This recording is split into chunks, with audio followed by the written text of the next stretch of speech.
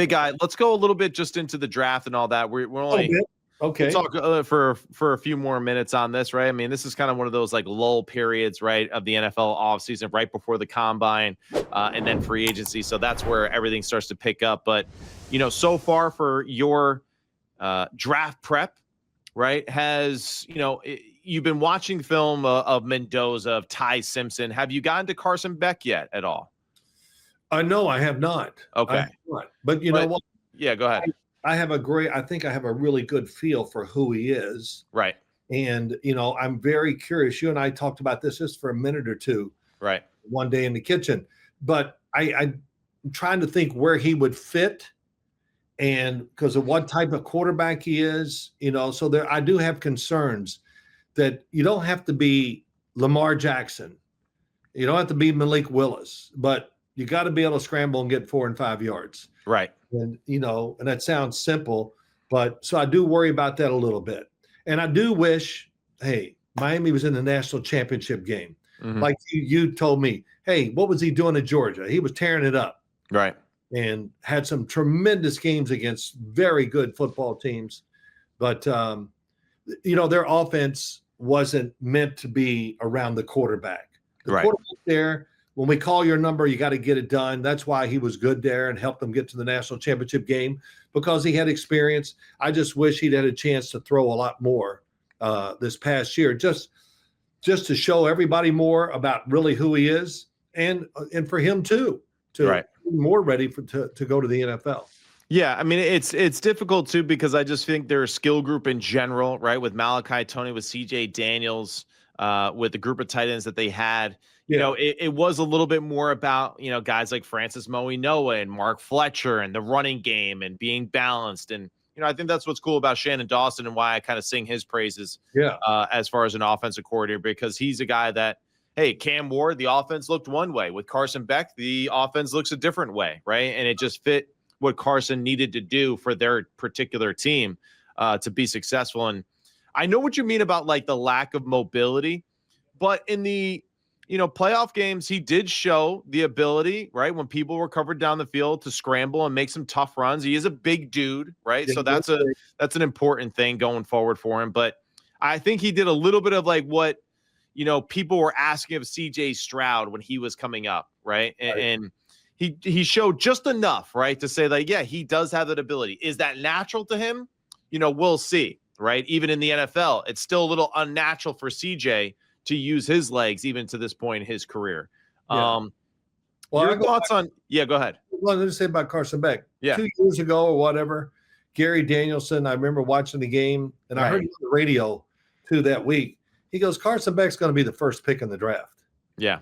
He goes, I go to their practices and I watch their games, and this guy, he can throw and all that. And he was right. Yeah. So there's a lot of places for him in the NFL, that's for sure. There's a lot of quarterbacks that play the game just like he does too. So, but I just don't have I'm not going to sit here and go, oh, he's going to go in the second round and first round. Don't worry about all that. Nobody really knows too. Some people are a little bit better at yelling at it and making it sound like they know, but you know how that goes. But what are your thoughts though too? Like Fernando Mendoza is not going to be throwing at the NFL Combine this year, right? He's taking that off. He'll be throwing at his pro day, so that's great. Just from what you've seen so far from Mendoza on film, are you excited about that pro day? Do you feel like you kind of know enough about him already, or you feel like you still need to see a little bit more to say that the Raiders should take him at the number 1 pick? No, I don't need to see any more. Okay. I've watched enough of his games live on TV through the playoff run. I got a chance to see him in person out in Iowa, and he's making throws in the game. I just would go, you guys watching this? Yeah. Some of those throws were just ridiculous.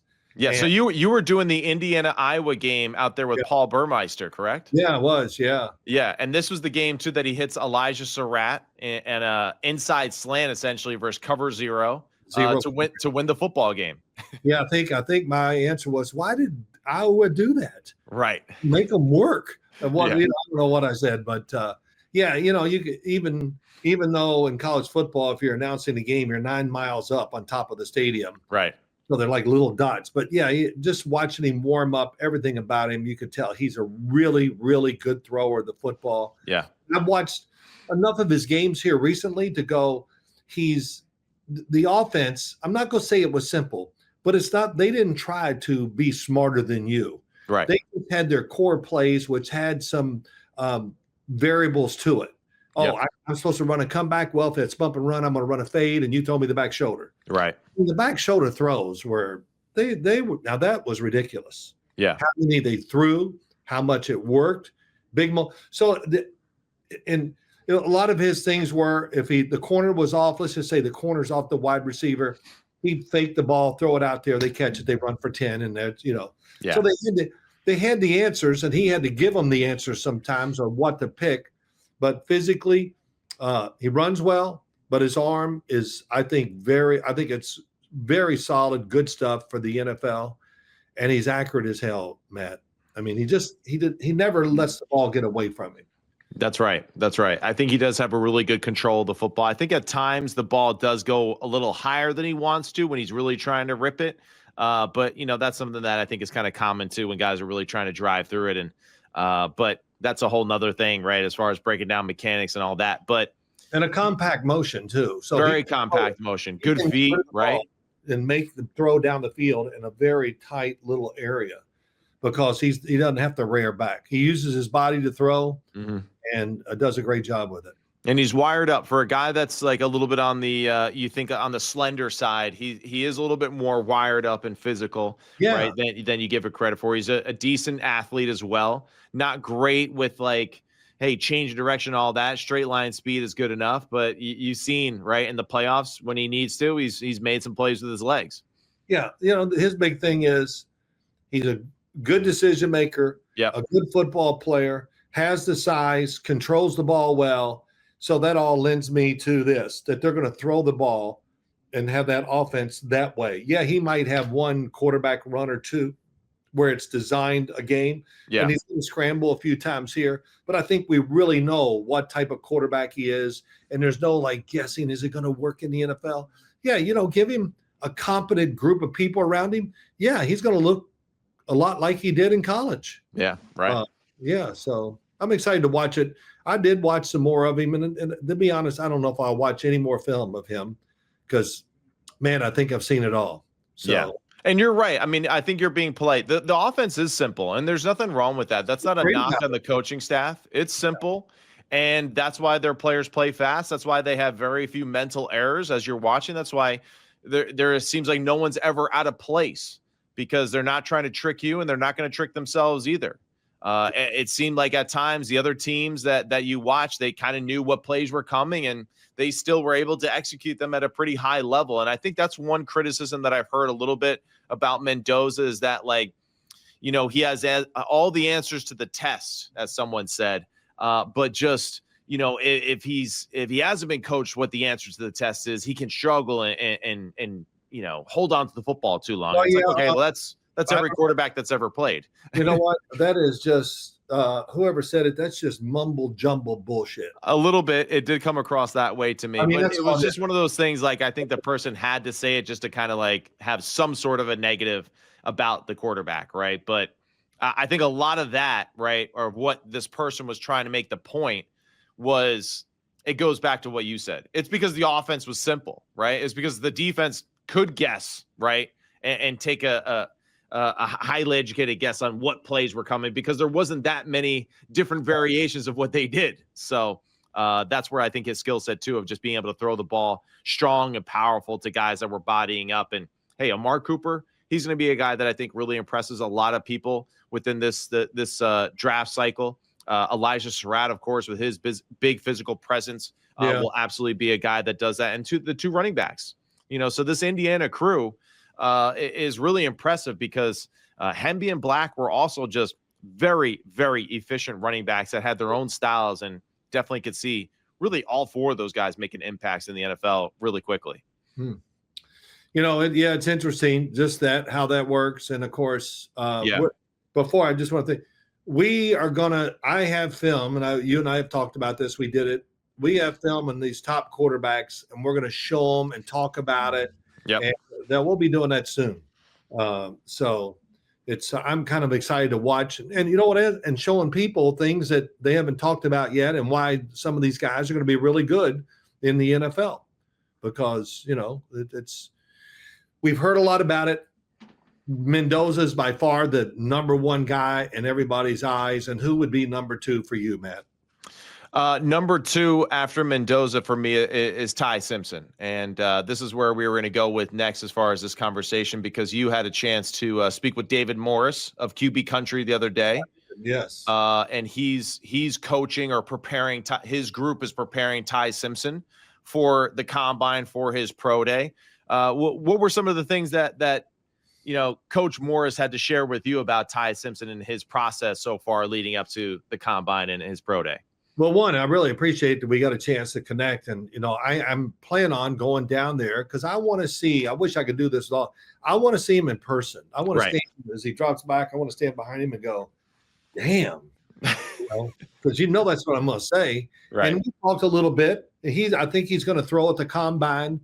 Yeah. And he's going to measure well enough.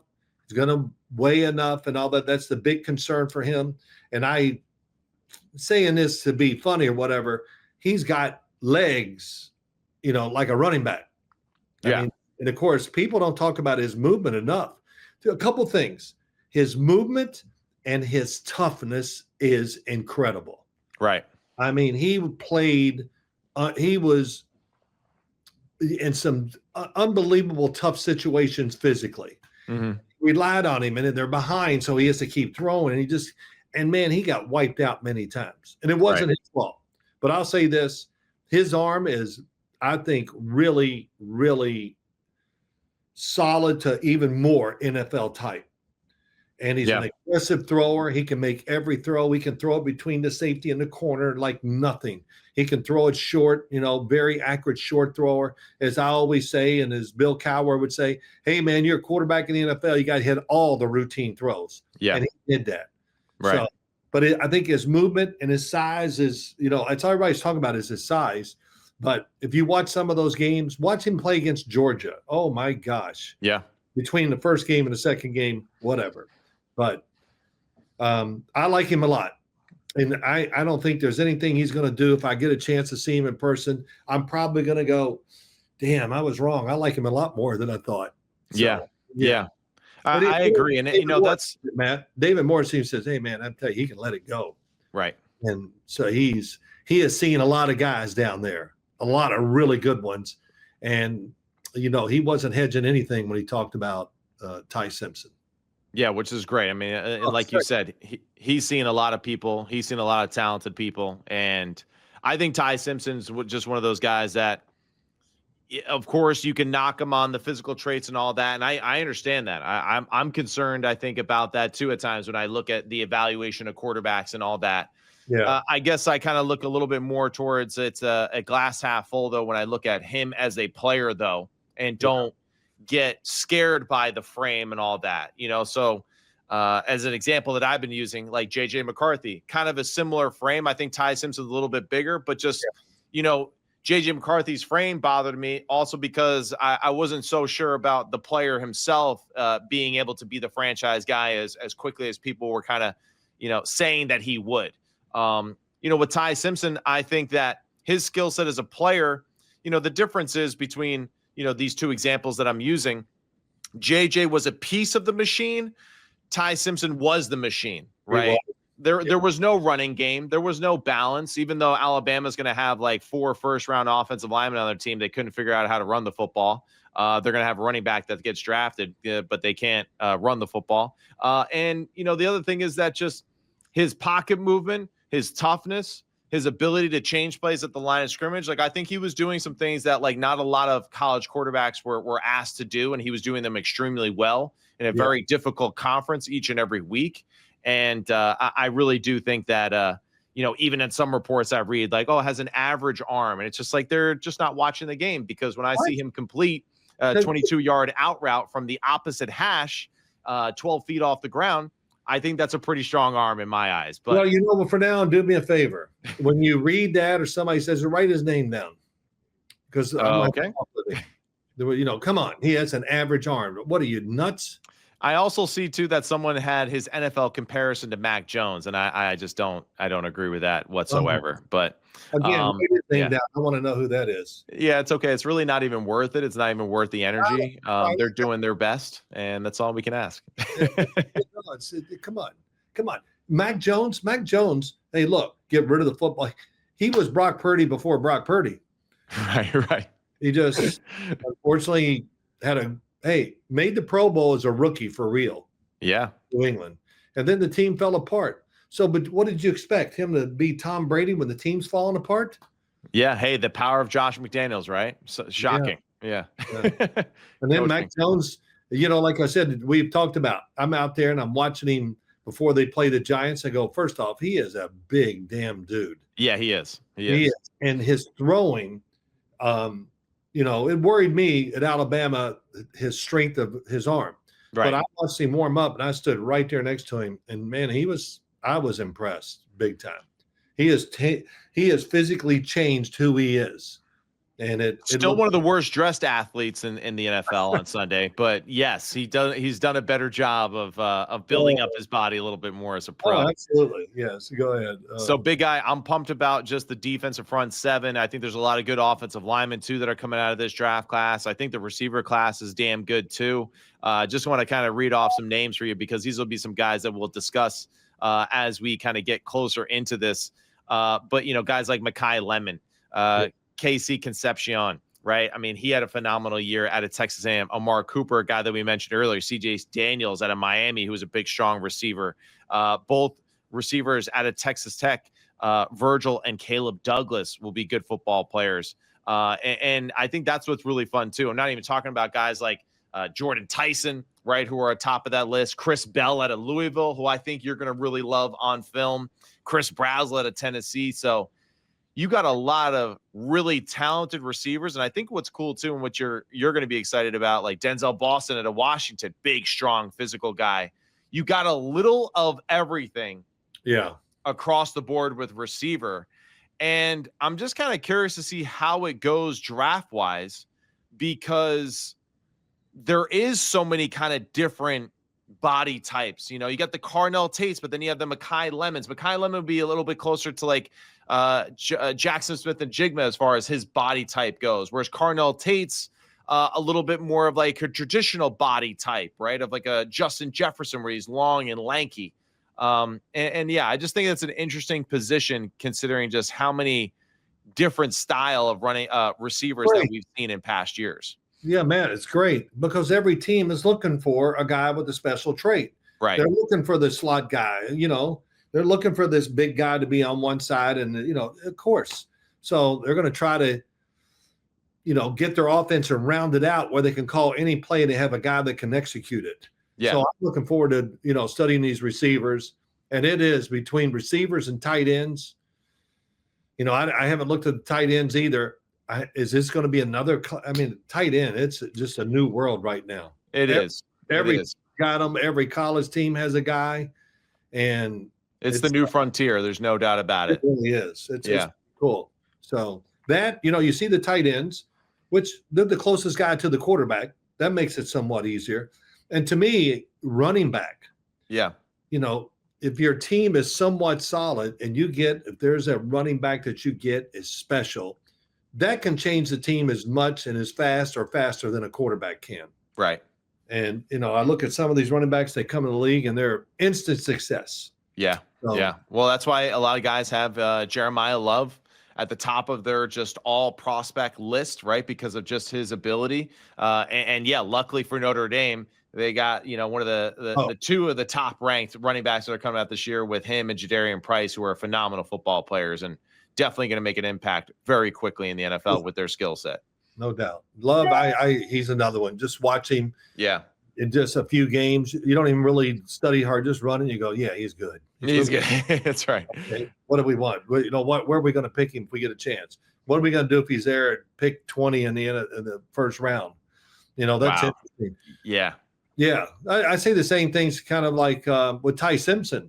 Right. He could be somewhere, I would just say 10 to 15, or he might go in the second round. I don't think I can even evaluate that right now. So, but I don't have it here in front of me and I'm not gonna look it up, but I started looking at all the teams that, they're laying low that probably will draft a quarterback. Right. Like about 8 of them or six to 8, somewhere in there. Can't remember the exact numbers. And, like the Jets, the Jets are going to have to, I would think, unless it depends on if they sign a free agent that can be the guy, but they're going to have to draft a quarterback early and put on their roster. At least what I think. They got 2 first-round draft picks. But, yeah, there's quite a few teams out there that got to be looking side-eyed at some of these quarterbacks to maybe get them and draft them earlier than a lot of people think. I love it right there. We got Big Phil there right at the end. That Louisville Cardinal just slipped out there. You got to get him. All right, before he got him, we got to get him. Yeah, I was kind of stumbling trying to figure all this out in my head. I just had Barbara Sims right there. Just flashback. Get your hands out of that coffee tray. All right. Well, hey, big guy. Appreciate you taking the time on your little honeymoon vacation there, celebrating the anniversary there with Dee Sims. 40. Enjoy yourself. Years. What's that? 46 years. 46 years. How about that, player? How about that? Yeah, that's unbelievable. 46 more. Here we go. Yeah. 46 more. No, I don't want 46 more. Dad, hey, you can't say that, Dad. No, I don't mean about the marriage. It's just, I don't want to be 120.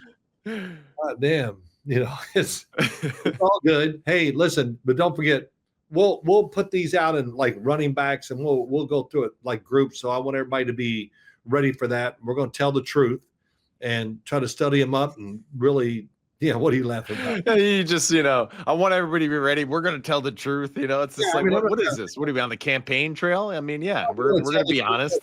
We got to really tell exactly what we believe about these players. Yeah. And, and I hate to say it this way, but especially quarterbacks, who wants to know. And like I said, we're going to have great film, show them and give people maybe a different perspective of what they think of these guys. Yeah. That's ultimately going to be the best part about it, right? It's just a few examples that kind of Arkansas. Tayen Green, what'd you see of him this past year? What'd you think? Oh, yeah. I mean, he's a guy that I'm really excited to break down and just kind of share with people as well. Like, statistically isn't going to be someone that really impresses anybody on the stat sheet this past year, but just when you watch the film of what he's been able to do the past 2 years, I mean, he's really, I think, going to flash some really impressive things for NFL scouts to really consider heavily. So wouldn't be shocked if he's a guy that does kind of come out of nowhere in the middle rounds there. And someone takes a shot on him because of his skill. Tall, right? Long. He covers ground very quickly as a runner. He's got a big, strong, powerful arm. Definitely could push the football down the field very easily. And hey, he played for Bobby Petrino, right? Who we know is a healthy football psycho. So if he can survive that environment, right? And be coached by a guy like that, he's going to do just fine in the NFL. Hey, let me tell you something. I did like their offense. I love it too. It's awesome offense. It was like let's rock it. Bobby knows what the hell he's doing. There's no doubt about that. Yeah, and Tayen Green's one of those guys that kind of go back to the beginning of the conversation. He just can't throw enough. That's right. He's got to just keep throwing. And if you keep throwing, sooner or later you're going to get the groove. Yeah, what your groove is and how it is.